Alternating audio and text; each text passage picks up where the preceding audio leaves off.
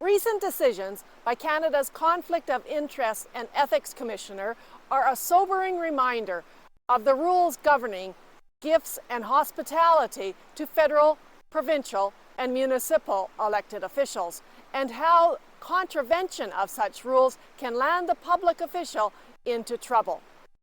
So what constitutes a gift, and can elected officials ever receive them? Hi, my name is Gloria Mertens, and this is That's My Take, an interpretation and education about village council proceedings. The Community Charter prohibits elected officials from directly or indirectly accepting a gift, fee, or personal benefit that is in some way connected to their performance as elected officials. The rule is that elected officials should not use their public office to further their private interests. In other words, members are not entitled to receive extra perks by virtue of their position, and gifts cannot be used to influence the way elected officials will vote on an issue. Gifts or personal benefits include money, such as cash, check, gift card, or honorarium, consumer goods, such as books, flowers, artwork, or wine, use of property or facilities such as vehicles, cottages, sports premises at a reduced rate or at no cost, memberships in a club such as a tennis or golf club, again at a reduced rate or at no cost, services such as haircuts or dry cleaning, again at a reduced rate or at no cost, meals paid for by an individual or an organization, an invitation or tickets to attend an event, such as a dinner, a reception, a sports match, a conference, perhaps a gala, concert, play, or fundraiser, again at a reduced rate or at no cost, sponsored travel, such as airfare, taxi, or other transportation, and accommodations paid for in whole or in part by a third party, and hospitality provided by an individual or an organization, such as complimentary food and beverages. Now, a gift or benefit may be received as an incident of protocol or social obligation that normally accompanies the responsibilities of office. An incident of protocol is a situation where an elected official attends an event, meeting, conference, or official visit and receives a gift from a member of the cultural or social group which offers the gift as an expression of gratitude. Generally, this means some kind of token gift or hospitality offered in conjunction with an official function, such as giving a speech. This exception recognizes that elected officials are frequently required as a part of their duties to attend a variety of events and participate in activities where complimentary hospitality is provided or gift giving is customarily part of the proceedings. But even if the exception applies, or if the gift is from a friend, a relative, or constituent, an elected official should exercise caution if the donor has official dealings with the government or has interests that might be affected by a decision the elected official may be called upon, such as applying for a government contract, as it might appear as if the donor were trying to influence the member or obtain preferential treatment.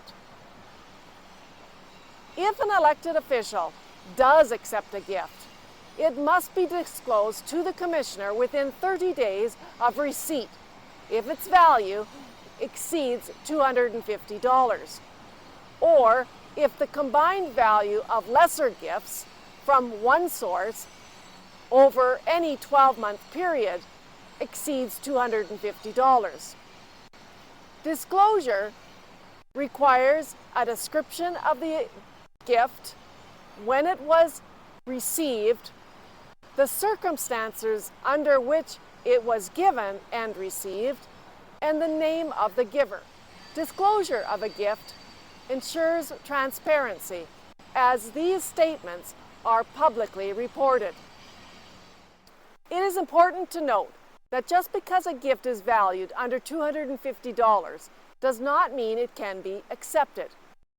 Anytime an elected official is offered a non-personal gift, he or she must first determine whether it meets the exception under the Act.